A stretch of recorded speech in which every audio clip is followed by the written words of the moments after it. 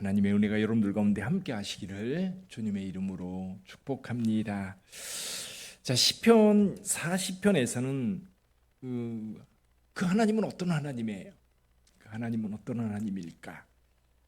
여기 다윗이 경험하고 있는 그 하나님은 응답하시는 하나님, 내가 부르짖을 때 내게 응답해 주시는 하나님입니다. 내가 연약할 때 도우시는 하나님. 그래서 저와 여러분들이 세상을 살다 보면 하나님을 믿든 믿지 않든 자기 힘이 아닌 어떤 힘에 의해서 수렁에서 건짐받는 경우가 있습니다. 특히 하나님을 믿는 자들에게는 그 구원은 분명히 하나님이라고 확신하지요. 저와 여러분들이 삶을 살아오다 보면 그럴 때가 있었을 겁니다. 정말 여기 말씀하고 있는 것처럼 기가 막힐 웅덩이, 그리고 수렁에서 끌어내사, 기가 막힐 웅덩이에 빠져서 더 이상 소망이 없다라고 말할 때, 나는 더 이상 살 소망이 없다, 더 이상 이 땅에 살아갈 이유도 없다, 그럴 정도로 절망에 빠져 있을 그때에 하나님께서 나를 건져주셨지요. 우리 하나님께서 나의 길을 열어주셨죠. 그래서 오늘 살아있는 겁니다. 자, 그런 절망에 빠져 있을 때에 하나님을 믿지 않는 사람들은 그냥 그 절망 속에서 인생을 끝내는 경우도 의외로 많습니다. 그리고 아예 자포자기해버리는 거예요. 자포자기, 에이 될 대로 되라. 그러면서 가족도 돌보지 않고 그저 알코올 중독이 되거나 아니면 세상의 어떤 쾌락에 빠져서 그냥 뭐라 그럴까요? 수렁에 다시 내던지는 거예요. 그냥 거기에 가만히 빠져서 더 이상 헤어날 생각도 안 하고 그냥 사는 거지요. 우리 인생 그렇게 살면 안 됩니다. 그 수렁에서 나와야 돼요. 나와서 다시 우리 인생을 만들어 가야 합니다. 근데 오늘 본문의 말씀을 보니까 이렇게 말씀합니다. 내가 여호와를 기다리고 기다렸더니 귀를 기울이사 나의 부르짖음을 들으셨도다. 2절 한번 읽어볼까요? 같이 한번 읽어보지요. 나를 기가 막힐 웅덩이와 수렁에서 끌어올리시고 내 발을 반석 위에 두사 내 걸음을 견고하게 하셨도다. 할렐루야. 여러분들에게도 그런 경험이 있지요? 하나님의 은혜.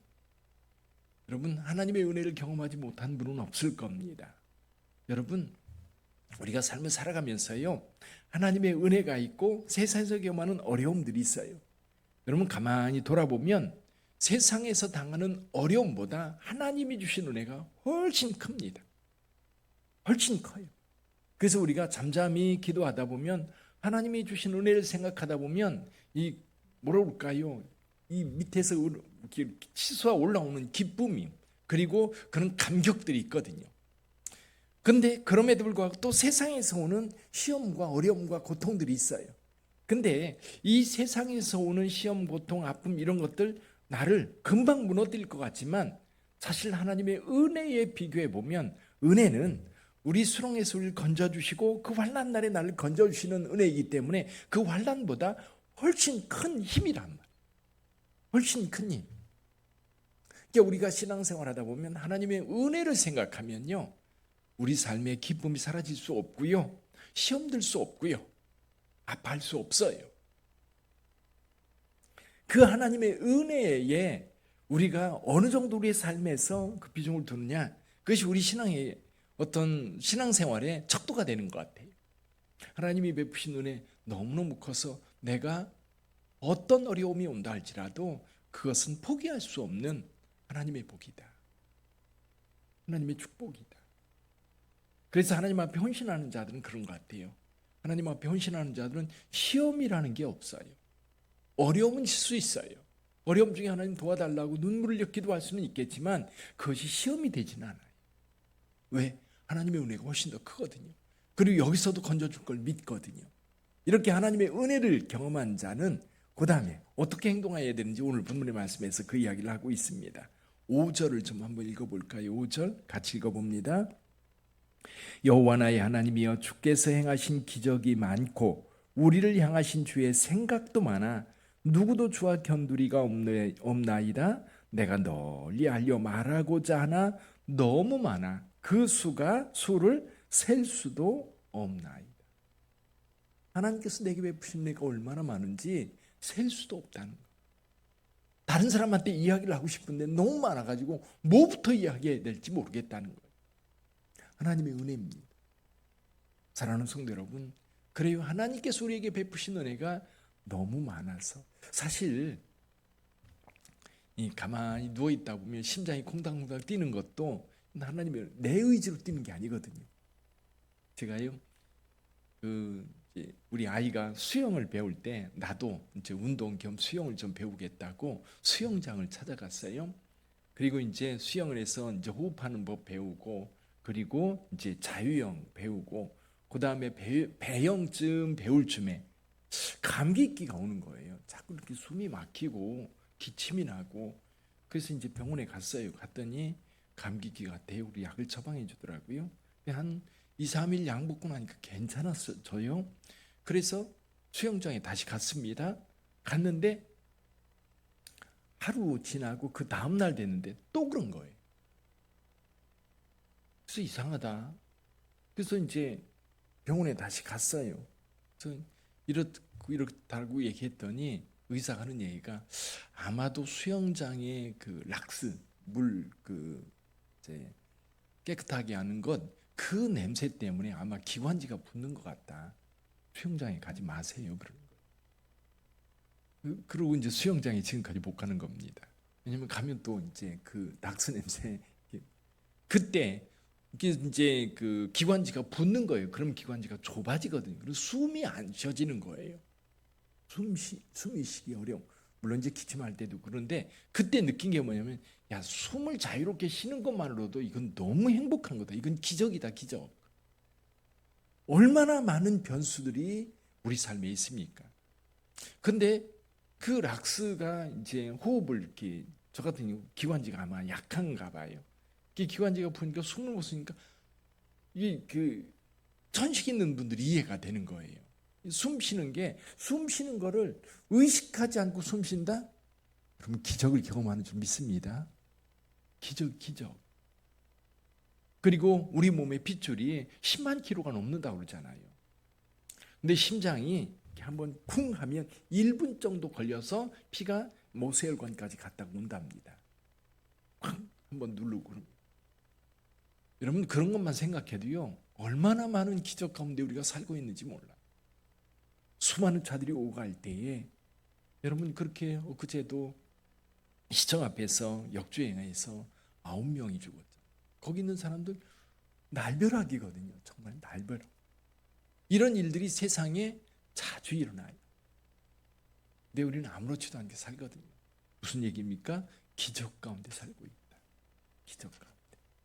우리 눈앞에서 뭔가 이루어져서가 아니라 생각해 보면 정말 우리 주변에 일어나는 기적들이 얼마나 많은지. 그래서 여기 다윗은 그렇게 얘기하는 겁니다. 여호와 나의 하나님이여 주께서 행하신 기적. 여기 주께서 행하신 기적이 얼마나 많은지. 나를 위한 기적도 있겠지만 세상에 하나님의 섭리를 따라 움직이는 그 많은 기적들을 보면서 다른 사람들한테 이야기하고 싶은데 이야기할 게 너무 많은 거예요. 사람들한테 우리 하나님께서 살아계시고 우리 하나님께서 나를 사랑하신다고 하는 이 사실에 대해서 너무 많아서, 주님께서 나를 향하신 생각도 너무 많아서 내가 어떻게 말을 해야 될지 모르겠다. 그 은혜를 경험하시길 바랍니다. 그리고 여러분들이 그 은혜를 경험했으면 말하세요. 구역에서 말하고요, 가족들에게 말하고요, 그리고 또 성도들에게 말하세요. 그리고 동네 사람들에게 말하세요. 또 전도 대상자들에게 말하세요. 우리 가족들에게도, 자녀들에게도. 자녀들이 멀리 살면 가끔 전화해서 야, 하나님이 나한테 이런 은혜를 베푸셨다 이야기하세요. 야, 하나님께서 나한테 이런 기적을 베풀어 주셨다. 얼마나 감사하니? 감사하다. 너한테도 하나님께서 그렇게 은혜를 베풀어 주시길 원한다. 이야기하세요. 근데 또 한 가지, 하나님이 이렇게 기적을 베푸셔서 나를 살게 할 뿐만 아니라 그 기가 막힌 운동에서 건져주실 뿐만 아니라 또 곰곰이 생각해 보니까 하나님이 나를 위해서 말씀하신 게 있더라는 거예요.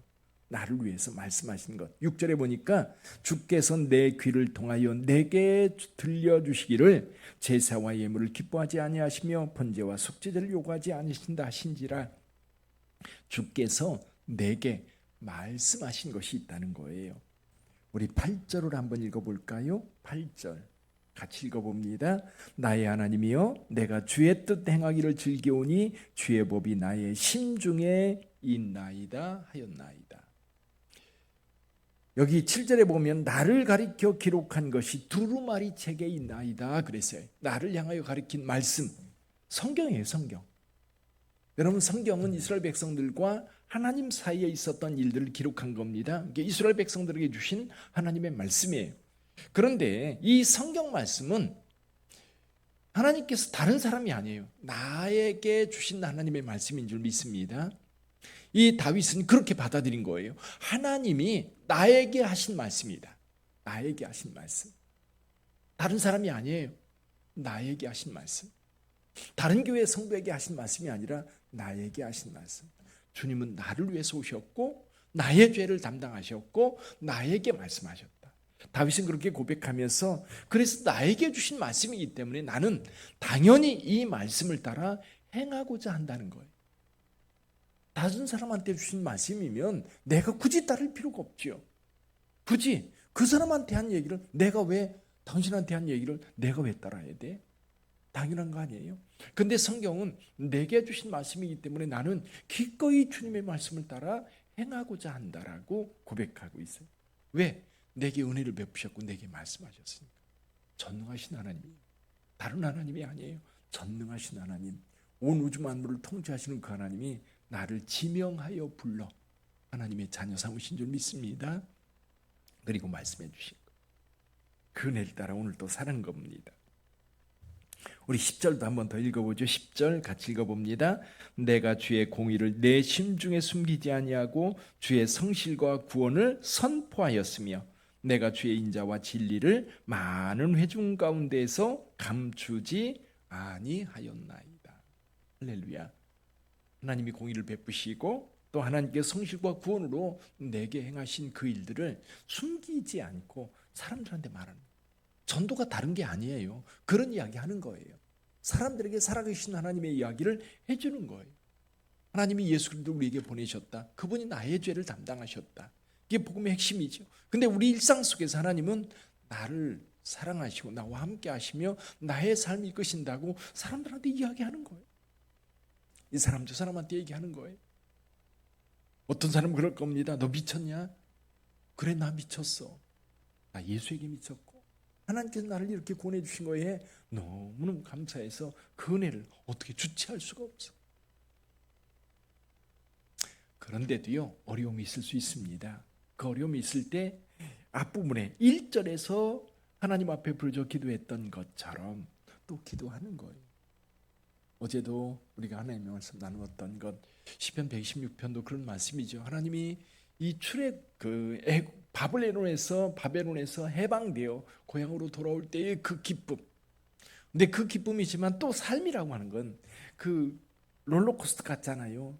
한참 업되었다가 또 뚝 떨어질 때도 있어요. 근데 고조되었던 때나 아니면 저 밑에 나락에 떨어져 있을 때나 여러분, 언제나 우리와 함께 하시는 분은 누구예요? 여호와 하나님이세요. 즐겁고 행복할 때도 하나님이 함께 하시고 저 나락에 떨어졌을 때도 하나님께서 함께 하세요. 근데 나락에 떨어져 어려울 때 하나님을 잊어버리기가 쉬워요. 왜? 고난이 너무 커 보이거든요. 힘든 게 너무 아프거든요.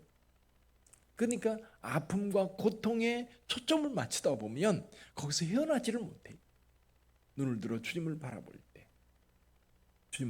때 주께서 내게 역사하시는 거예요. 기쁘고 즐거울 때 하나님께서 나를 구원해 주셨던 그 은혜를 늘 간직하고 살면 어려움이 있을 때 그때도 하나님이 나를 건져주실 거라고는 확신을 갖기 때문에 낙심하지 않는다는 거예요. 그래서 보세요. 16절 한번 읽어보지요. 16절 주를 찾는 자는 다 주 안에서 즐거워하고 기뻐하게 하시며 주의 구원을 사랑하는 자는 항상 말하기를 여호와는 위대하시다 하게 하소서. 할렐루야. 오늘도 우리 주님께서 여러분들과 함께 하실 줄 믿습니다. 힘든 일이 있습니까? 주님께 부르짖어 기도하십시오. 주께서 우리에게 베푸신 기적을 생각하면 오늘도 여전히 우리에게 기적을 베풀어 주실 거예요. 나에게 주시는 말씀을 들었으니 하나님, 오늘 하루 살아갈 때도 내가 말씀을 따라 살아가겠습니다. 다짐하세요. 결단하세요. 그리고 그 말씀을 따라 오늘 하루 더 행복하게 사는 우리 빛된 성도들 되시기를 주님의 이름으로 축원합니다. 이종철 장로님을 위해서 계속 기도해 주십시오. 한 달 정도 이상 가만히 누워 있어야 한다고 그러더라고요. 그래 뼈가 잘 붙는다고 합니다. 그리고 신현희 권사님이 어제 못 나오셨는데 내시경하면서 용종을 떼어냈는데 출혈이 있어가지고 큰일 날 뻔했어요. 이제 잘 치료되어서 회복 중에 있습니다. 여러분 계속 기도해 주시기를 바랍니다. 그리고 우리 전사님 어머님도 오늘 허리 수술하신다니까 함께 기도해 주십시오. 님께서 깨끗하게 치료해 주실 줄 믿습니다. 기도하겠습니다.